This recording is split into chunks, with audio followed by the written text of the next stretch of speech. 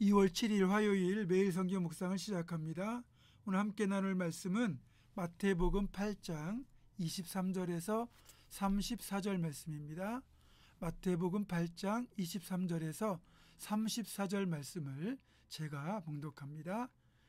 배에 오르심에 제자들이 따랐더니 바다에 큰 놀이 일어나 배가 물결에 덮이게 되었으되 예수께서는 주무시는지라. 그 제자들이 나와 깨우며 이르되 주여 구원하소서, 우리가 죽겠나이다. 예수께서 이르시되 어찌하여 무서워하느냐, 믿음이 작은 자들아 하시고 곧 일어나사 바람과 바다를 꾸짖으시니 아주 잔잔하게 되거늘 그 사람들이 놀랍게 여겨 이르되 이가 어떤 사람이기에 바람과 바다도 순종하는가 하더라. 또 예수께서 건너편 가다라 지방에 가심에 귀신 들린 자 둘이 무덤 사이에서 나와 예수를 만나니 그들은 몹시 사나워 아무도 그 길로 지나갈 수 없을 지경이더라. 이에 그들이 소리질러 이르되 하나님의 아들이여, 우리가 당신과 무슨 상관이 있나이까? 때가 이르기 전에 우리를 괴롭게 하려고 여기 오셨나이까 하더니 마침 멀리서 많은 돼지떼가 먹고 있는지라. 귀신들이 예수께 간과하여 이르되 만일 우리를 쫓아내시려면 돼지떼에 들여보내 주소서 하니 그들에게 가라 하시니 귀신들이 나와서 돼지에게로 들어가는지라. 온 떼가 비탈로 내리달아 바다에 들어가서 물에서 몰사하거늘 치던 자들이 달아나 시내에 들어가 이 모든 일과 귀신 들린 자의 일을 고하니 온 시내가 예수를 만나려고 나가서 보고 그 지방에서 떠나시기를 간구하더라. 아멘.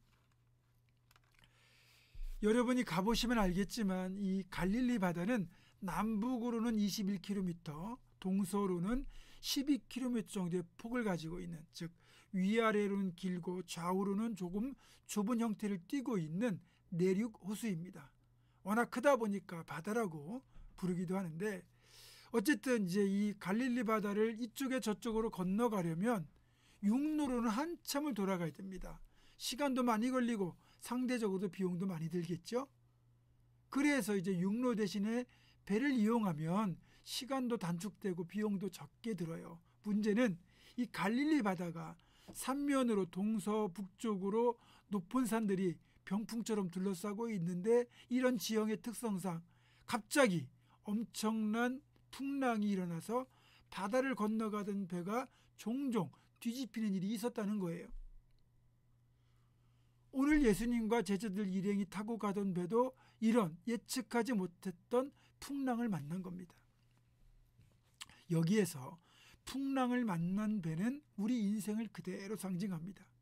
우리가 예측이 가능하다면 얼마든지 대비할 수 있겠지만 예측할 수 없는 환난이나 고난을 우리가 어떻게 대비하겠습니까?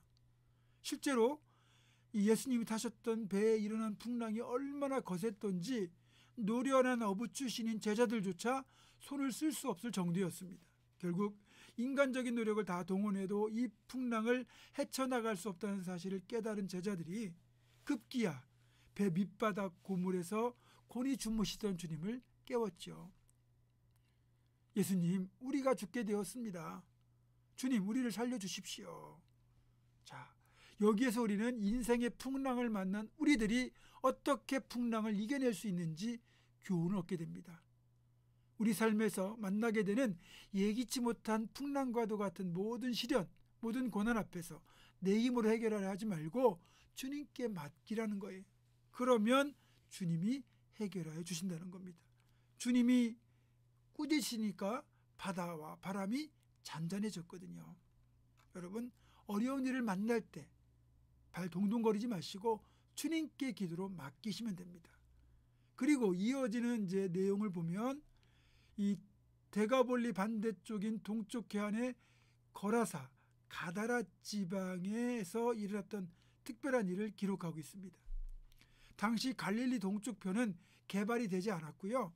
오히려 로마 군대에 납품하게 될 식용돼지를 키우는 농장들이 있었습니다. 주님이 왜 이런 황량한 곳으로 발걸음을 옮기셨을까요? 다름 아닌 가장 비참한 인생의 나락으로 추락한 사람들을 회복시키기 위함이었습니다. 여기에 보면 두 사람이 군대 귀신에 들려가지고 고통당하고 있었잖아요.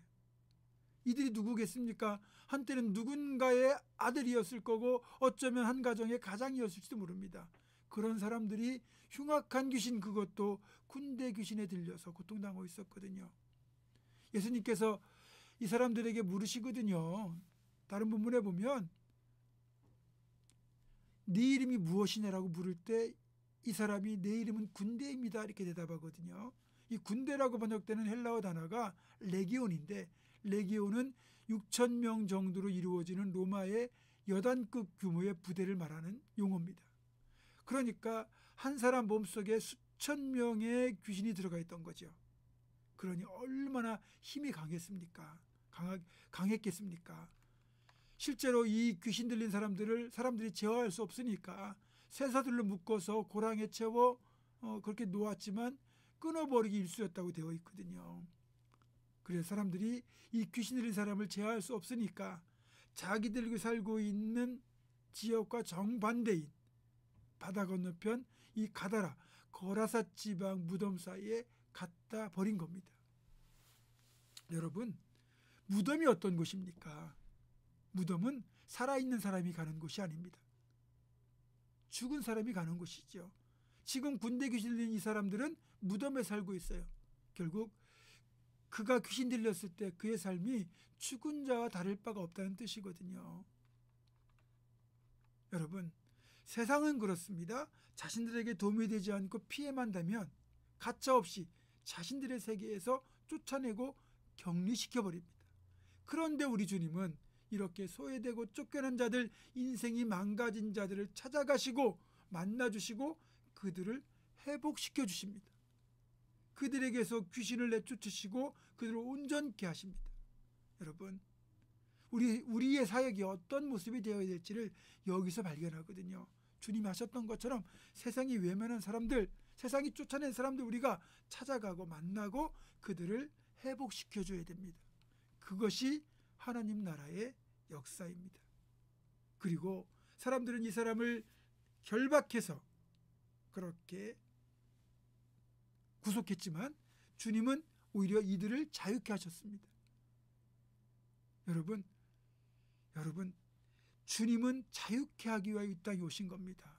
죄에서 우리를 자유케 하고 우리를 세상에 그런 욕심에서 자유케 하셔서 온전한 믿음의 사람으로 살아가도록 그렇게 은혜를 베푸신 겁니다.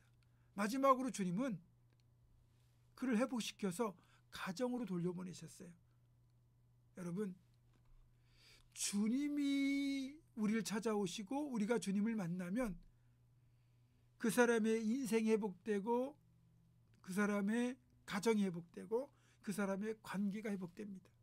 여러분, 무덤까지 추락하고 그렇게 결박이 되어서 끝이 나버린 인생이 주님을 만났을 때 정상적인 인생으로 회복되는 역사가 일어난 겁니다.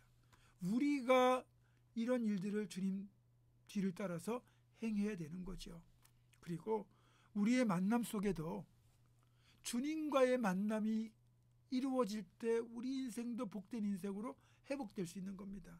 사랑하는 성도 여러분, 매일 삶 속에서 그렇게 주님을 날마다 만나고 경험하고 주님과 함께 이 회복의 역사를 체험하는 우리 모두가 되기를 주님의 이름으로 축원합니다. 기도하겠습니다. 하나님, 군대 귀신 들려서 삶이 망가진 이 사람들을 주님은 찾아가셔서 회복시켜 주셨습니다. 그리고 그 길에 예기치 못한 풍랑까지도 주님은 잠잠케 하셨습니다.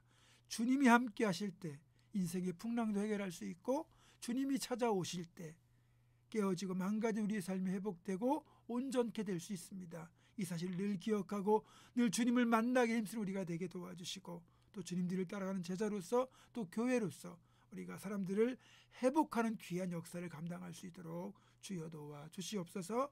예수님의 이름으로 기도하옵고 이제는 우리 주 예수 그리스도의 은혜와 하나님의 사랑과 성령의 교통하심이 어렵고 힘든 일을 만날 때 주님을 찾고 또 내 인생을 회복시키실 주님 꼭 붙들고 살아가기로 굳게 결단하는 사랑하는 모든 성도들, 이들의 삶과 가정과 생업과 앞날과 우리 교회 위에 지금부터 영원토록 함께 하시옵기를 간절히 축원하옵나이다.